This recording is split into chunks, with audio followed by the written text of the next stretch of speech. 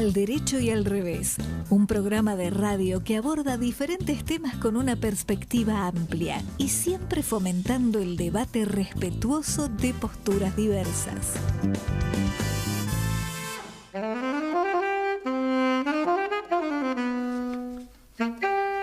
Que no. Hola, buenas tardes a todos. Estamos aquí comenzando nuestro programa 393. Le quito el privilegio a Alejandro de anunciar lo que a él le encanta, que se trata de un programa capicúa. Y además digo que faltan nada más que 7 para llegar al número 400. ¿Y quiénes estamos acá? Bueno, Alejandro Drukarov por Zoom, ya nos va a decir dónde se encuentra, Mercedes Jones y yo, Marta Ollanarte, acá en el piso con un día horrible de lluvia, humedad, frío, ¡buah! Pero ideal para estar acá, abrigaditos, sí, mirando por la ventana y conversando. Sí. Y lo tenemos y haciendo, como... Marta, si me permitís, haciendo realidad el famoso dicho, el que se fue a Sevilla, ¿viste? Sí, yo me fui a Sevilla, silla. Pero que perdí mi silla me queda muy claro. No tengas dudas.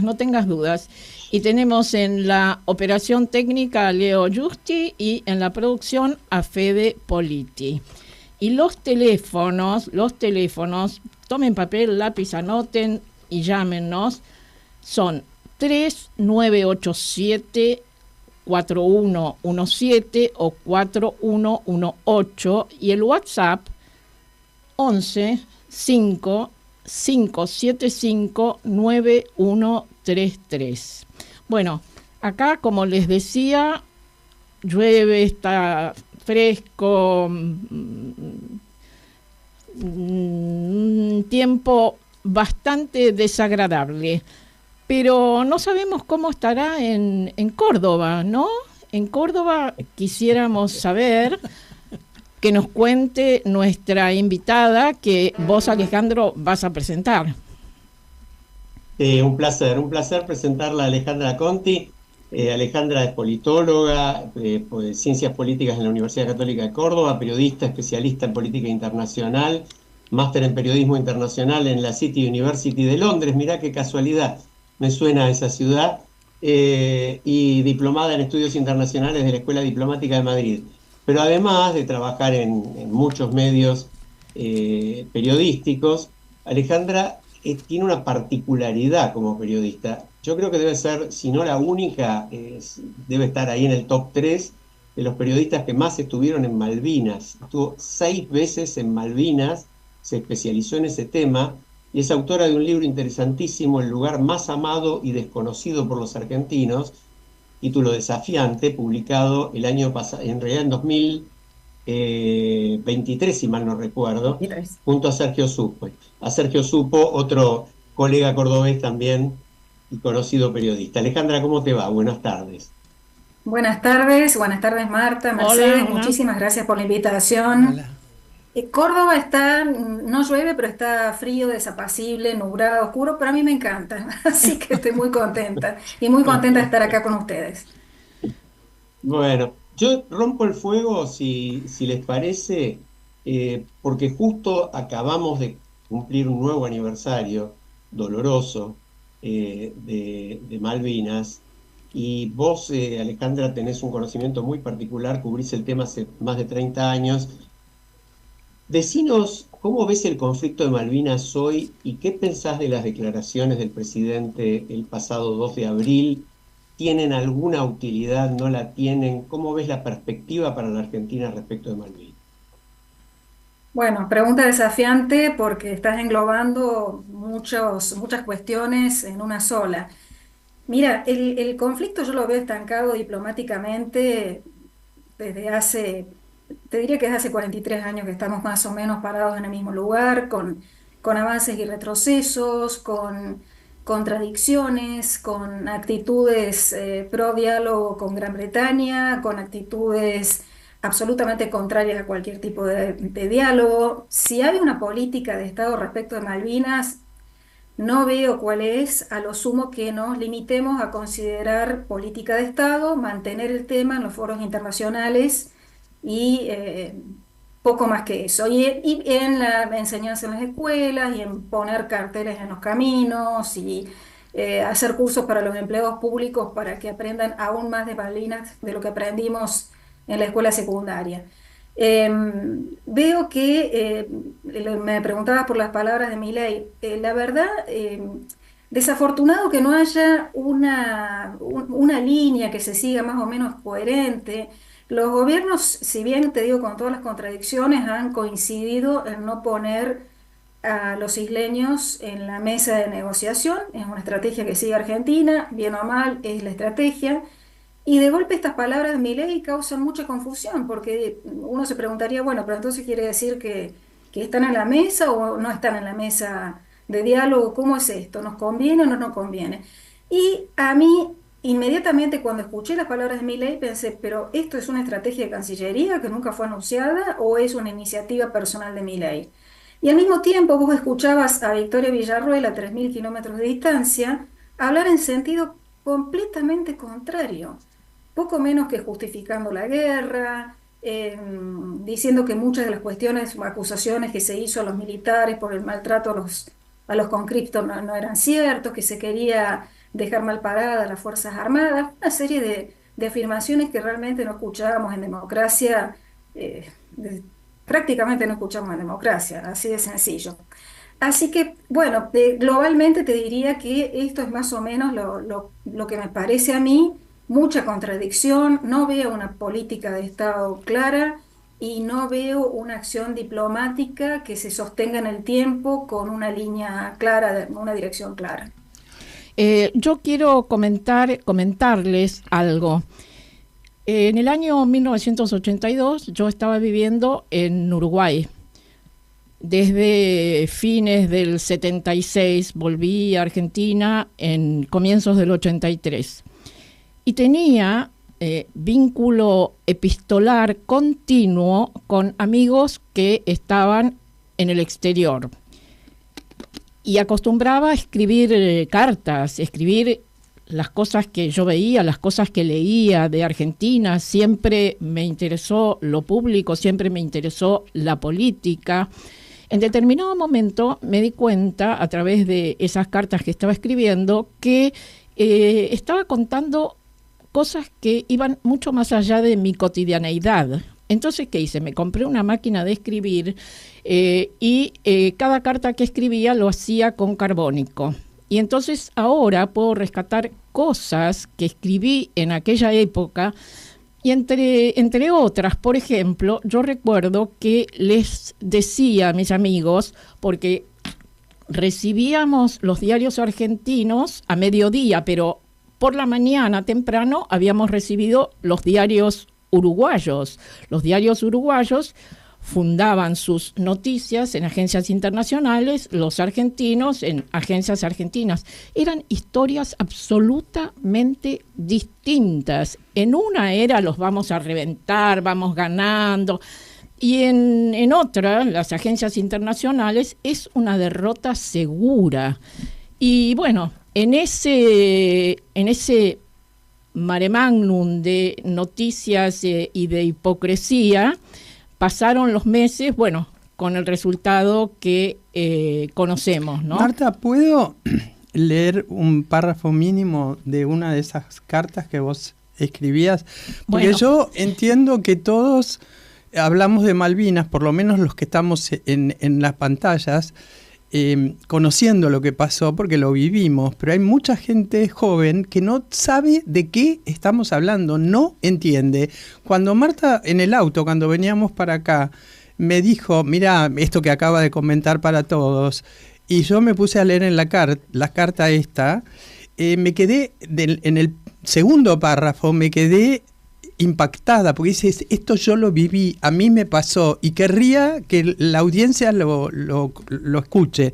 Dice, y de repente el 2 de abril el argentino se despierta y se encuentra con una realidad nueva. Las Fuerzas Armadas en las Malvinas y el honor nacional tantas veces mancillado, etcétera, etcétera, reivindicando por nuestros soldados que no van a permitir que se siga atentando con nuestra soberanía nacional, etcétera, etcétera. Y aquí empieza la última etapa de una locura colectiva que va a llevar al país quién sabe dónde. Claro, la causa es justa y se confunde a más de uno, porque ¿quién puede negar que las Malvinas son argentinas, etcétera, ¿no? Pero digo, esto de que uno se levantó y se encontró en guerra, es una sensación que es absolutamente indescriptible, ¿no? La desazón, Mercedes, la confusión. vos sabés que mientras ustedes decían esto, que obviamente yo comparto y tengo mis vivencias también de aquel momento, pensaba en el libro de Alejandra y en algunas notas recientes de Alejandra, porque el título del libro, Sí. El lugar más amado y desconocido por los argentinos, yo lo que justamente le iba a preguntar a ella es, en tu vivencia, en tu trato con los isleños, en todos estos años, son más de 30 años, esa parte yo creo que prácticamente no se ha tratado. ¿Qué sienten ellos hoy, 43 años después? ¿Cómo nos ven? Mira, primero voy a hacer un pequeño comentario respecto de lo que decían Marta y Mercedes. Yo era estudiante universitaria cuando, en el 82 con la guerra, un día me tomo el ómnibus para ir a la universidad. Íbamos ganando como siempre, porque desde el comienzo íbamos ganando. La propaganda era fortísima. La gente no se da una idea de lo que era la propaganda durante la dictadura militar. No se puede subestimar el efecto de ese aparato tremendo de propagandístico. Era demoledor.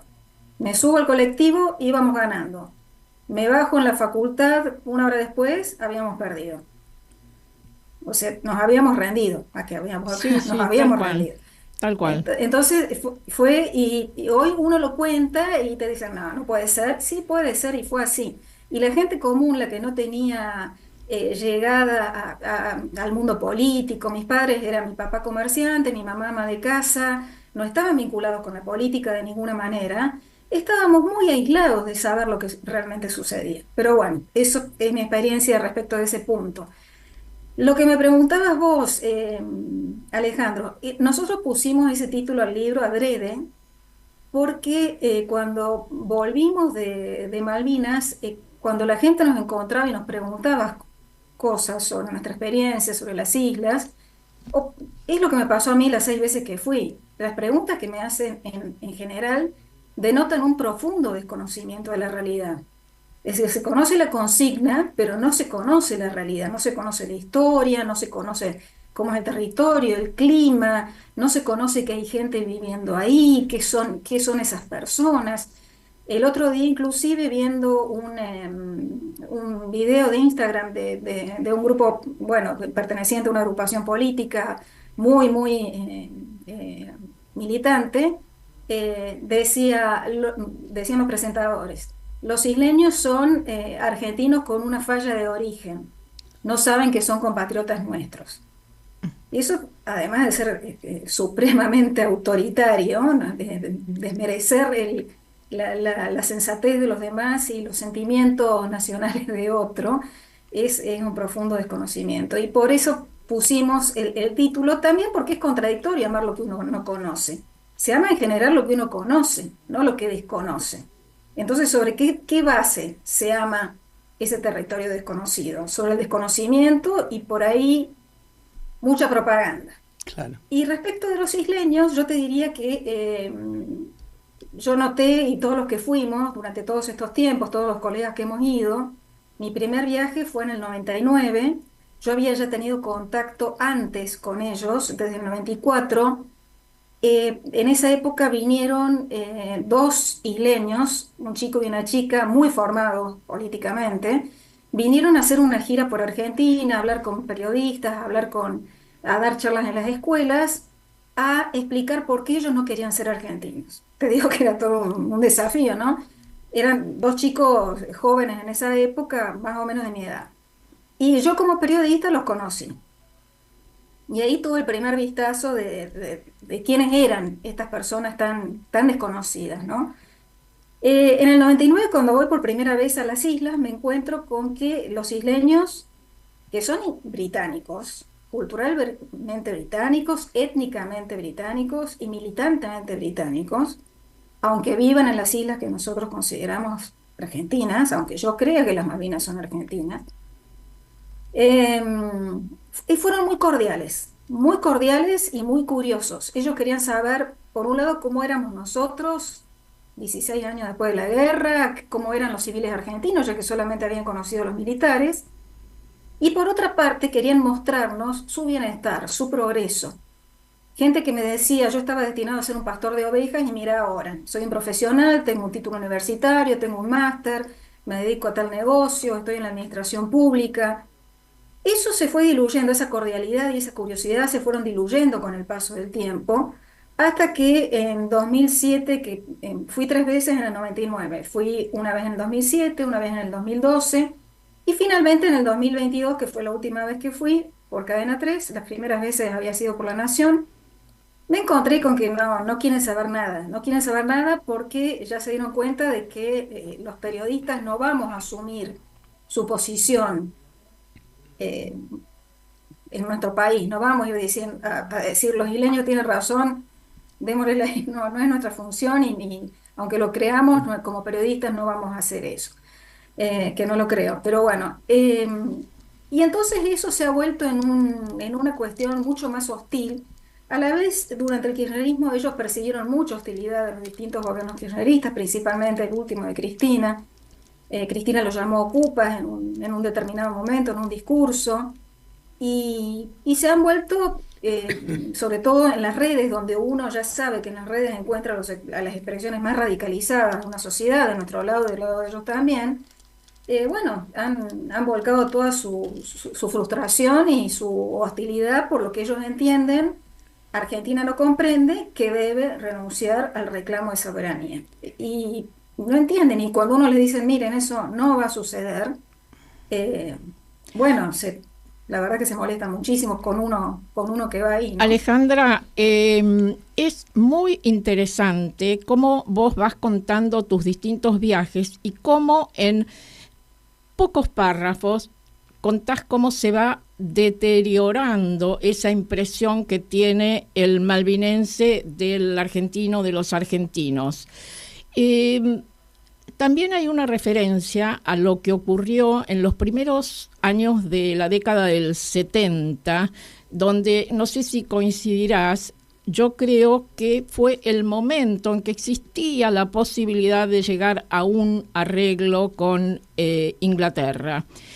Y hay un testimonio, me gustaría, si lo recordás, que hagas mención a él, muy interesante, de Ortiz de Rosas, en el año 74. Sí, ese testimonio se vio reflejado en una nota en La Nación.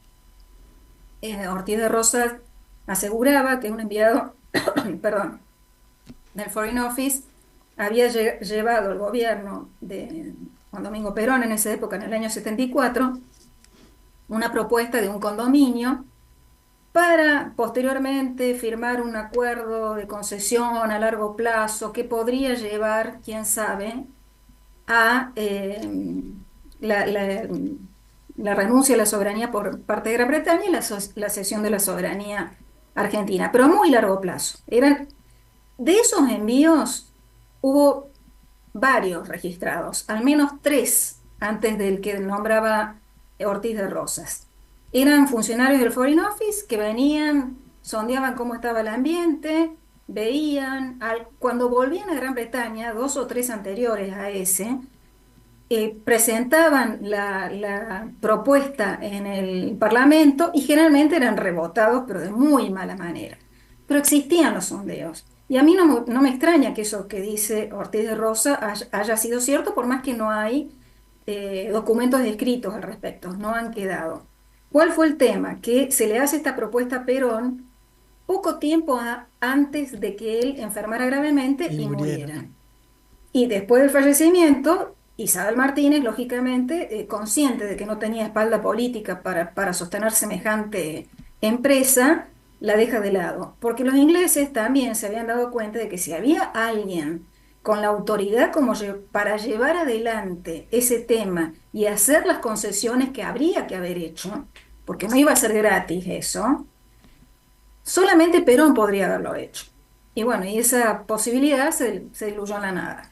Yo te quería comentar, Alejandra, y que quizás la audiencia también pueda entender un poco más de todo este proceso tan largo y tan doloroso, ¿no?, para nosotros. Vos decís que cuando visitaste el museo, donde los isleños tienen allí como una línea del tiempo, y vos fuiste, como fuiste decís en 2007 vi algo, pero después lo modificaron, como que la línea del tiempo, los propios isleños fueron resignificando el proceso y los distintos hitos. Y vos decís, en 1982 los isleños se liberaron de Argentina, y vos ahí decís, comenzó su verdadera autodeterminación, y explicás por qué. ¿Podrías explicarlo como lo haces, muy clara y sintéticamente, para que la audiencia comprenda de qué estamos hablando? Sí, yo hice una experiencia museística. Considero que es sumamente importante visitar los museos si uno quiere entender la política, porque en los museos se baja mucha línea, en los nuestros también. Sí. En el Museo Imperial de la Guerra en Londres, vi que antes de viajar a Malvinas, que en el año 2022, que el conflicto de Malvinas estaba junto con el de Irlanda del Norte, y decía guerras en nuestro umbral, una cosa por el estilo. Cuando volvemos de viaje, porque estuvimos como 20 días entre que fuimos y volvimos, vamos de nuevo al museo. Habían cambiado. Guerra a la distancia, era ahora, o sea, iban cambiando el discurso.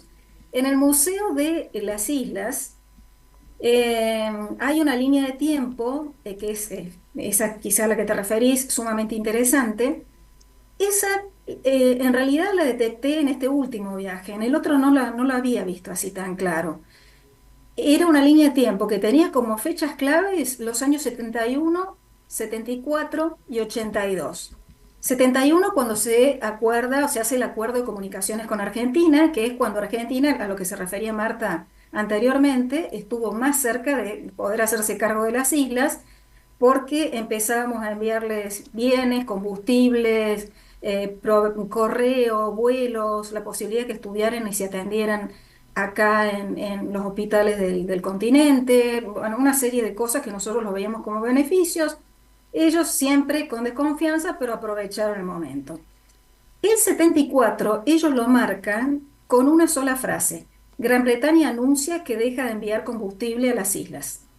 O sea, ellos se dan cuenta ahí y no se olvidan de que en Gran Bretaña les estaba soltando la mano.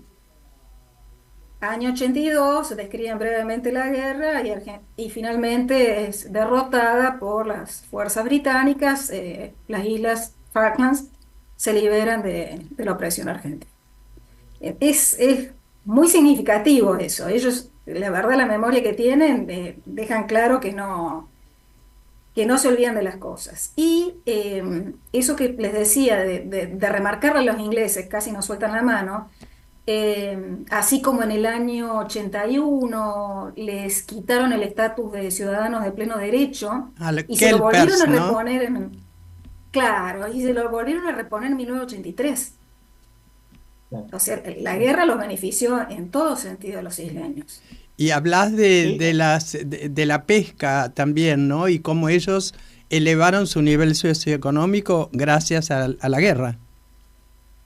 Claro, porque en el año 1986 Gran Bretaña les determina una zona de pesca exclusiva para ellos, vigilada obviamente por las Fuerzas Armadas británicas, y ellos empiezan a vender derechos de pesca a países de Asia, pero sobre todo a España, a buques pesqueros que venden todo en España. Y esos ingresos, que por ahí no son tan millonarios para un país grande como nosotros, para una población de 3.500 habitantes fue enorme. No me acuerdo ahora el porcentaje que multiplicaron sus ingresos. Y eso se ve en el bienestar. Los isleños es una sociedad muy chica, pero muy homogénea, Ustedes van a Stanley y no se ve ni lujo ni pobreza, una escuela muy grande, muy importante que a la vez es centro comunitario, las casas son muy confortables, muy calefaccionadas, todo el mundo tiene sus 4x4, en fin, es una sociedad homogénea y próspera. Y No se ve además, lujo. sí, Sí, perdón. Alejandra, vos haces mención a los 3.500 habitantes que fueron invadidos en el 82 por 10.000 soldados argentinos y todo lo que eso significó. Eso en 1982 eran unos 1800, más o menos. Y sí, y nosotros tenemos para nosotros que la invasión, la guerra no causaron ningún daño a la población civil. Sin embargo, uno cuando habla con los isleños, incluso en el libro hay una carta de una mujer que me cuenta su padecimiento, una mujer que hoy tendrá unos 70 años, que ella no tenía ningún lugar a donde irse. Muchos isleños cuando estalló el conflicto se iban al campo, a casa de algún familiar o escapaban de alguna manera. Y ella no tuvo más remedio que quedarse con su marido y sus 3 hijitos chicos ahí.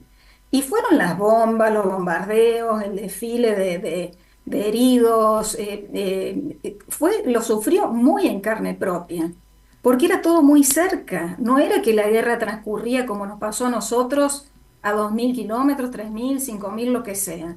Estuvo muy cerca. Ellos, hasta el último día, todo transcurrió a 9, 10 kilómetros.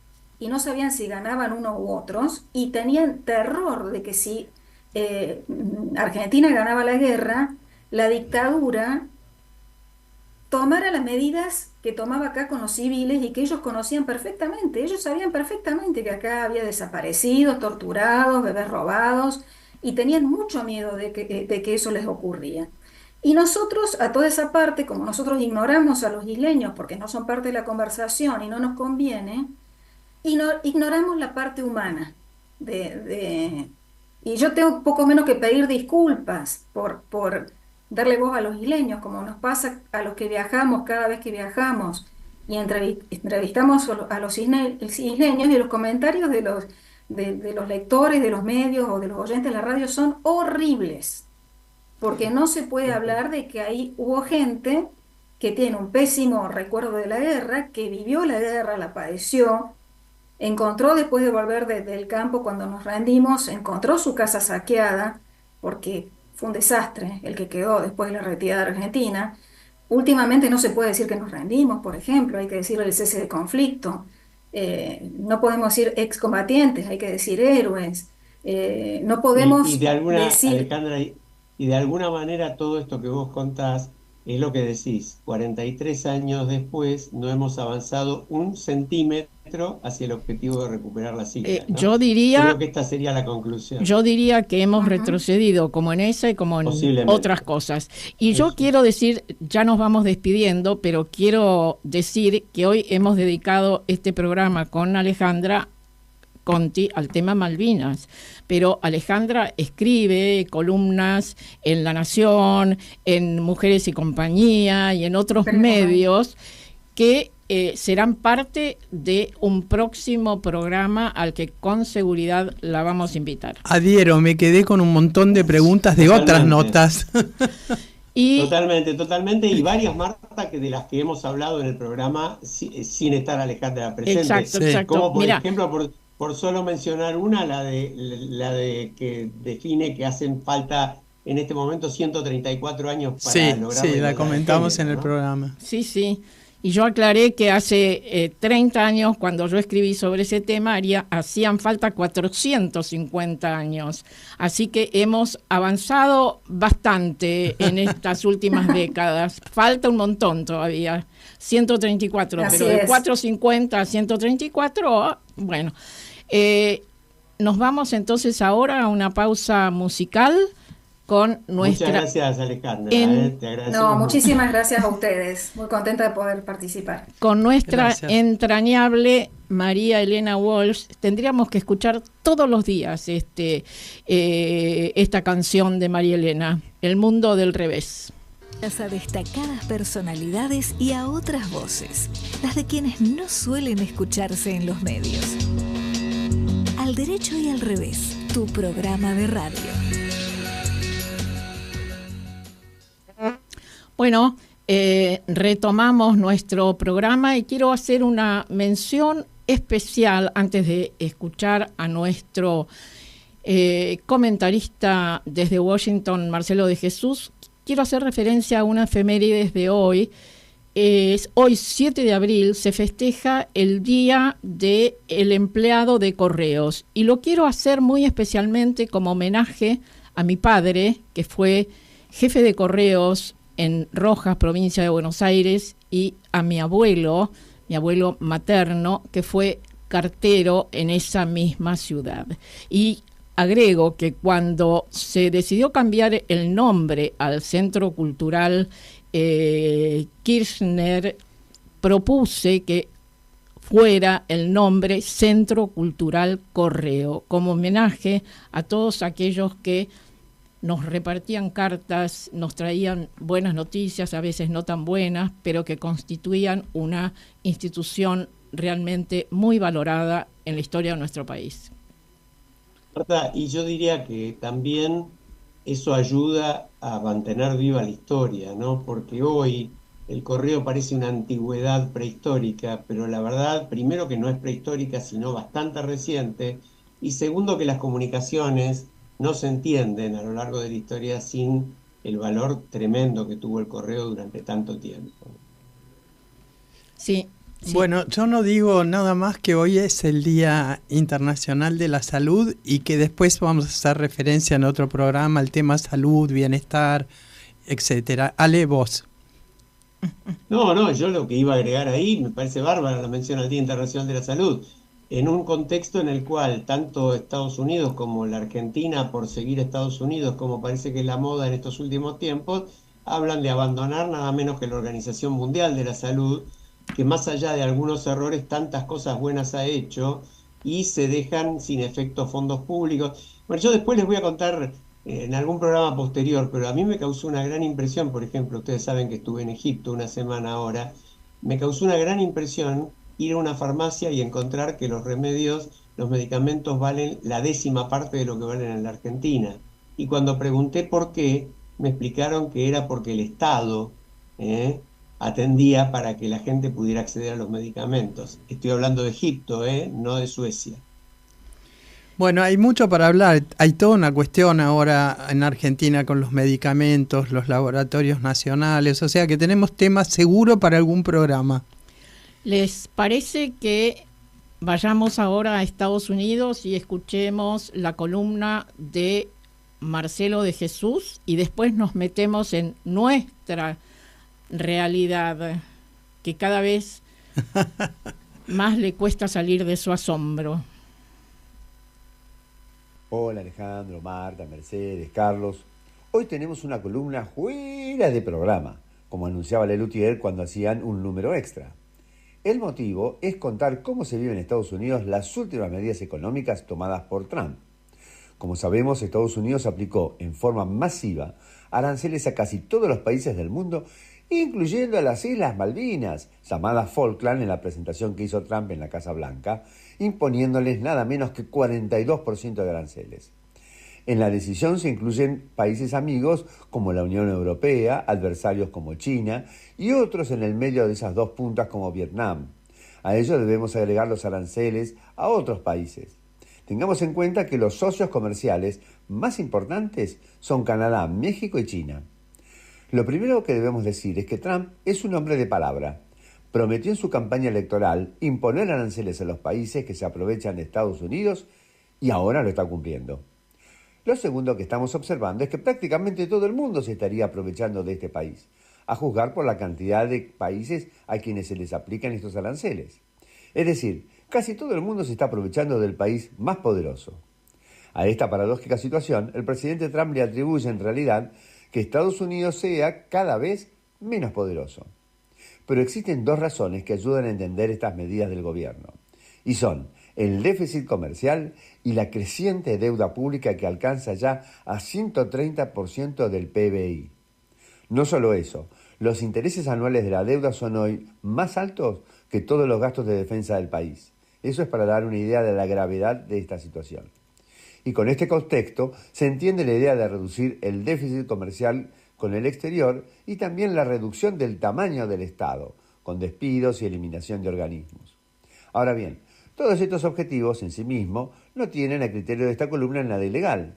De la misma manera que un Estado puede ser más grande bajo un gobierno, puede serlo más reducido bajo otro.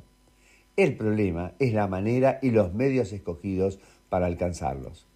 Por el contrario, el estilo confrontativo y sancionador de estas medidas predispone a su vez a que los demás países se vean como víctimas y quieran también aplicar sus propias sanciones. De hecho, las medidas de los países afectados contra Estados Unidos apuntan a productos de estados republicanos, como el jugo de naranja de Florida o la carne de cerdo y pollo de Kentucky.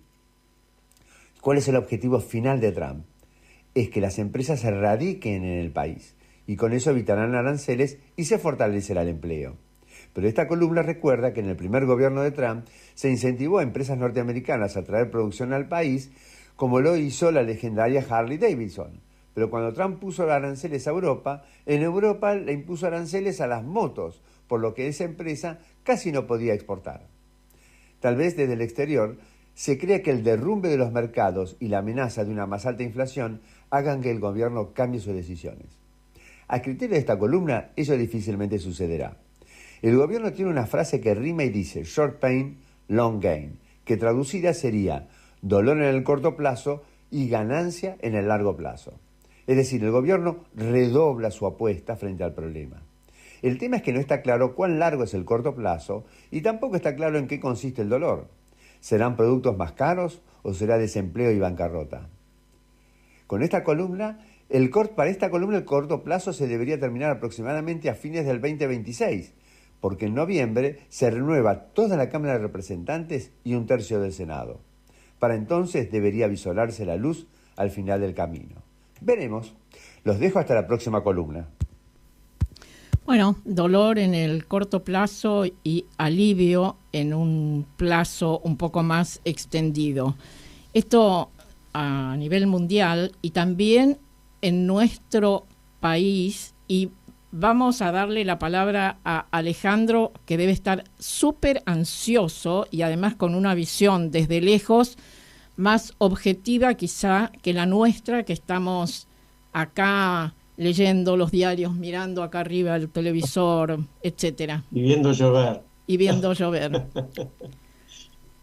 Mira, tratando de resumir en pocos párrafos, yo creo que Marcelo hace una muy buena síntesis y los mercados están dando una muestra muy, muy contundente con días de caída brutal, ¿no? Jueves negro, viernes negro, lunes negro, mañana sin duda volverá a ser un martes negro, se pierden millones, billones, ya nadie sabe ni siquiera cuánto es lo que se pierde, lo que se gana.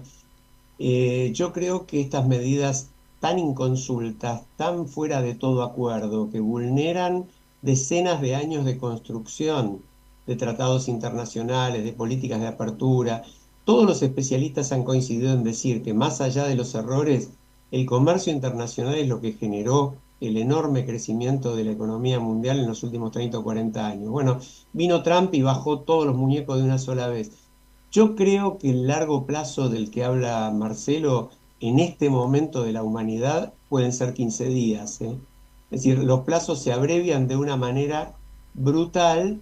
¿Y qué pasa, por ejemplo, si la Unión Europea, como ya lo está haciendo, se empieza a poner de acuerdo con China, por ejemplo, y se empiezan a poner de acuerdo dejando de lado a Estados Unidos ante semejantes sanciones? A mí me parece que es una política muy dañina para el mundo. Desde afuera se percibe de esa manera, leyendo los medios extranjeros se percibe eso, ¿no? Mucha indignación.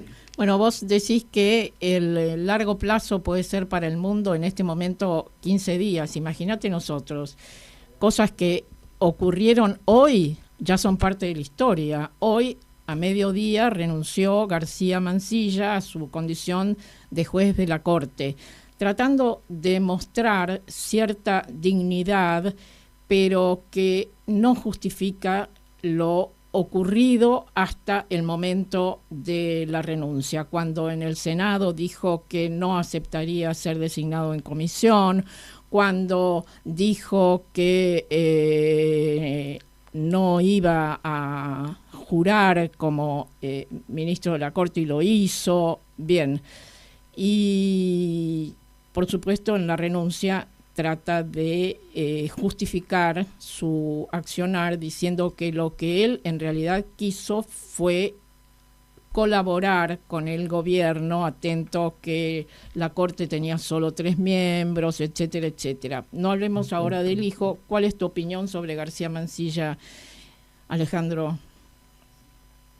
Mirá, es tan dinámico todo como decís vos, que en realidad desde el programa anterior a este, el Senado rechazó los 2 pliegos casi por los 2/3 que hacen falta para aprobarlos, ¿no? Es decir, realmente una votación muy, muy dura para el gobierno, y que, bueno, que como vos decís, en el caso del hijo ni hablemos, lo hemos dicho largamente en el programa, había suficientes méritos acumulados para eso, y el de García Mansilla tuvo que ver con esta actitud que la renuncia de hoy, si uno la lee, y bueno, parecería como tratar de justificar una conducta que verdaderamente no veo otro objetivo que el de haber estado un rato y poder decir yo fui juez de la Corte, 39 días, ¿no? Es un papelón, es como que todo se deteriora y las instituciones se deterioran. Marta, vos siempre lo decís, es lo más grave, ¿no? Es decir, ¿qué podemos confiar en una justicia que se lastima de tal manera,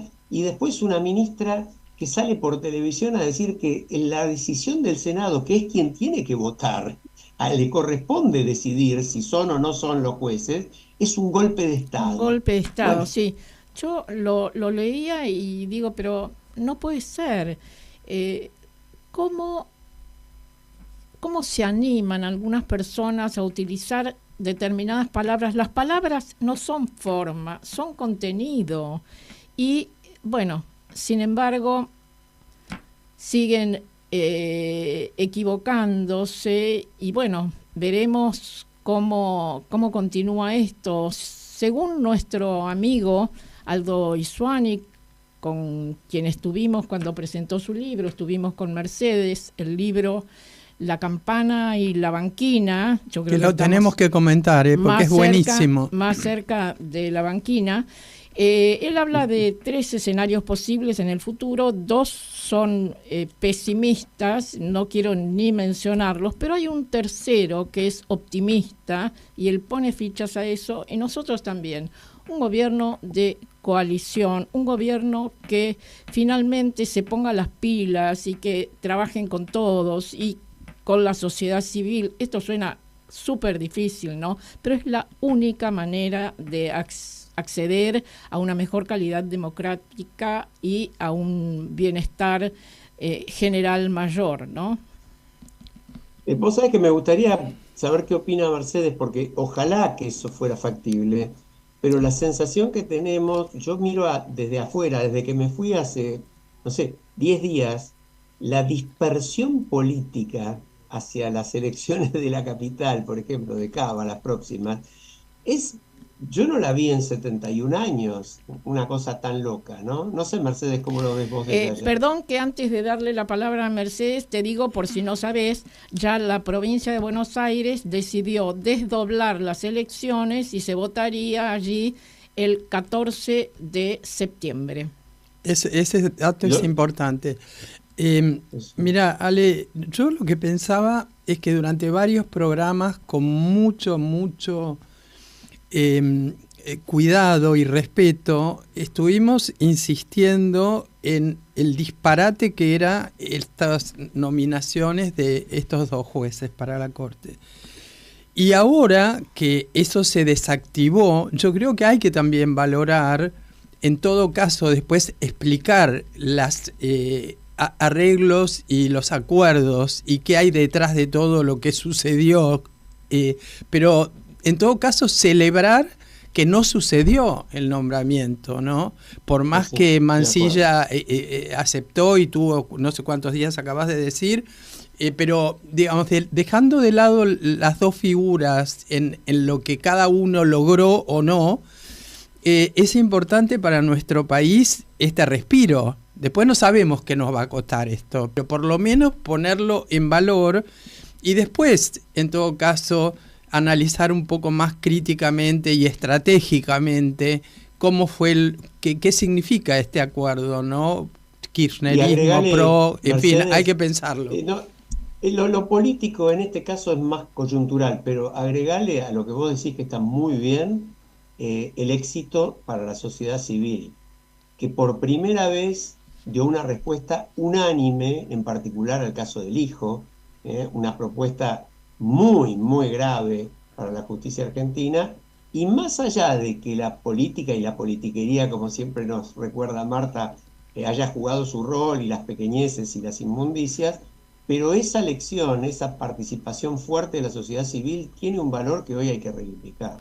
Totalmente de acuerdo, y también totalmente de acuerdo con lo que vos expresás, Mercedes. Hay que festejar, en este caso, el triunfo de la institucionalidad democrática, que tantas veces nos falla, que tantas veces criticamos.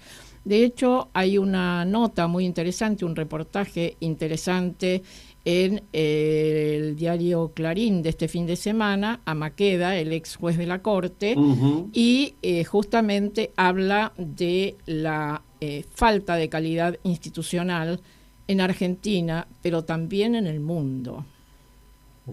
Es así, es en el mundo. Y yo le agregaría algo que dice hoy Claudio Jacquelin en su nota en La Nación, ¿no? Cosas que nos acostumbramos y quedan como banalizadas. A mí me parece que está muy bien que el presidente trate de llevar adelante sus propuestas, se lo votó, ganó la elección, y ese es absolutamente su derecho y está muy bien. Pero Jacqueline hoy habla del indisimulable papelón del viaje de Milei para tratar de sacarse una foto con Trump. Y recuerda, porque cuando hablamos de corrupción, tenemos que concebir la corrupción con un sentido más amplio, ¿no? Recuerda que ese viajecito nos salió a los argentinos más de $500,000. Y de estas cosas no se hablan. Y sí, eso no lo leí. Sí. No eso hubiera dice, dicho eso tan lo dice sí. Jacqueline hoy. Es horrible. Y agregale, Marta, otra nota, que si no recuerdo si es de Hugo Alconada Mon o de quién, este fin de semana, donde explican que casualmente un centro de un call center de Santiago Caputo y sus muchachos trolls, aparentemente le alquilaron a muy buen precio un edificio de ANSES. Sí, ¿por qué no amplias esa noticia que también es en algún sentido, yo diría ya a esta altura, espeluznante? ¿Cómo ocurren estas cosas y todo sigue igual o peor? Yo, antes de que entremos en los detalles específicos, quería comentarles que me quedé con muchas ganas de preguntarle a Alejandra, porque ella tiene una nota como politicóloga, me encantó cómo escribe y cómo piensa. Yo le quería preguntar, porque ella habla de las democracias de bajo rendimiento, que nunca escuché. He escuchado muchos adjetivos de la democracia, pero de bajo rendimiento me pareció un logro. Bueno, y dice Guillermo O'Donnell, seguro que irá en el mismo sentido, hablaba de democracias de baja intensidad. Sí, de baja intensidad. Esa es muy como la más conocida, pero de bajo rendimiento me pareció muy logrado. Y ella dice que son semilleros de autócratas.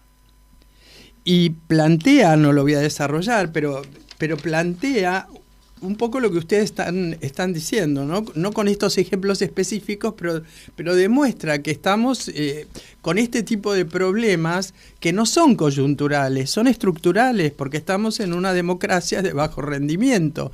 Y ahí, lo que vos dijiste, Alejandro, y lo que estamos de alguna manera de acuerdo, el rol de la ciudadanía es fundamental. Y hay que hacer hincapié en eso, ¿no? Yo lo que creo, porque más allá de la anécdota puntual, en este caso no era el ANSES, es el PAMI, que alquila hace 6 meses oficinas de con un muy poco uso, muy dice la nota, muy poco uso. Tal cual. Pero independientemente de eso, hay una nota de nuestro amigo Hugo Alconada Mon sobre Lugones, también un muy cercano a Santiago Caputo, y si no estoy equivocado, hijo o pariente muy directo del ministro de Salud también, y casualmente el ministro de Salud es uno de los dueños de una de las compañías prestatarias de salud privada, otro pequeñísimo conflicto de intereses. Bueno, ¿qué va a pasar cuando dentro de un año, 6 meses o 2 años empiecen las denuncias sobre esto? ¿Van a tardar 15 años las causas o por ahí van a caer en el juzgado del hijo, qué sé yo, y se acabó el problema? Es como lo que decís vos, Mercedes, ahí está el tema sistémico, no importa quién gobierna, importa que a ninguno le interesa que estas cosas no pasen, ¿no? No, silencio de radio. No, silencio de radio, tal cual, tal cual. Y todo esto, si uno viera, por ejemplo, la integración de las listas ahora para las próximas elecciones que van a ser dentro de poco para la legislatura de la ciudad, si uno viera en esas listas una composición distinta, una composición de gente nueva o antigua, pero con planes, con proyectos, con propuestas, sería un poquito tranquilizador, pero no, es todo lo mismo, no. Y es una repartija donde, ya lo hemos dicho otras veces, se fijan a ver quién juega con quién, a qué, porque en tal lista la posición de tal ya está saldada, ya le pagamos con tal cosa. Un lenguaje mercantilizado, absurdo, ¿no? Y vos sabés que lo que dijiste vos hace un rato es la noticia, obviamente, del momento, por más que se esperaba, que es el desdoblamiento de las elecciones en provincia de Buenos Aires. Muchos analistas lo están marcando como el punto crítico de ruptura del peronismo en la provincia de Buenos Aires, entre el gobernador y Cristina Kirchner. Con lo cual también se entiende mucho más, porque esa es otra cosa, decimos, uy, ¿quién nos gobierna acá? ¿Quién gobierna en Estados Unidos? Los que gobiernan son la consecuencia de los que gobernaron antes. La gente eligió mucho más por espanto que por amor, y francamente esta es la desgracia, va a seguir eligiendo por espanto más que por amor. Como bien dice Marta, no hay una sola propuesta en discusión, estamos discutiendo simplemente nombres, ¿no? Yo querría cambiar un poco el tono y el análisis político para hacer mención.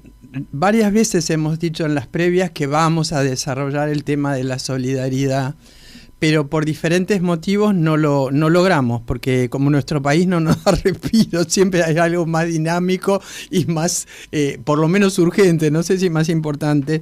Pero mirando hoy la televisión, encontraron a una de las hermanitas perdidas en Bahía Blanca, lamentablemente por un lado, y por el otro, bueno, para la familia no seguir sufriendo hasta que no encuentren a la otra chiquita. Pero lo que me impactó profundamente en los canales de televisión, mostrando la cantidad de bolsas de ropa y de ayuda de distintos lugares de nuestro país hacia Bahía Blanca, ya casi en un basural. Bueno, esto lo dijimos en su momento, cuando empezaron a armarse las donaciones. ¿Quién gestiona la distribución? Bueno, entonces ¿quién se hace cargo? ¿A quién le correspondería tal cosa? ¿A quién tal otra? Termina en la basura. Nos hacen señal de que no podemos seguir mucho más tiempo. Yo querría dejar planteado el que no podemos poner en jaque a la solidaridad, además de todo lo que nos pasa. Como dijeron, por suerte, en alguno de los programas, no les puedo decir en cuál porque no recuerdo, pero en alguno de los programas los propios periodistas dijeron, les pedimos por favor a los argentinos que no abandonen, porque si sumamos lo que ya sabemos, que en Malvinas no se entregaron las cosas, y esto, que es la prueba evidente de que hay ayuda. Yo lo único que quiero decir es que lo tenemos que charlar en serio, cuánto y cómo somos de solidarios los argentinos, y qué pasa después de las catástrofes. Creo que es un tema que también lo tenemos que poner en la lista para desarrollar, y no ponerlo nervioso a Alejandro y que pueda cerrar el programa antes de que nos echen. Y no, cuando decís después de las catástrofes, tenemos que pensar cómo prever las catástrofes. Bueno, tal cual. Ok, gente. Son los dos temas van de la mano. A ver, para. Yo no estoy ahí, pero me parece que nos están robando un minuto. Te están robando un minuto. No, nos están haciendo señas. Nos están haciendo señas que lados, nos vayamos. De todos lados, así que... Ale, vos te fuiste a Sevilla, así que Marta ocupó tu silla. Besos gigantes. Y me están echando de acá de la silla, así que nos vamos con nuestro entrañable Joan Manuel Serrat. Nunca es triste, la verdad, lo que no tiene es...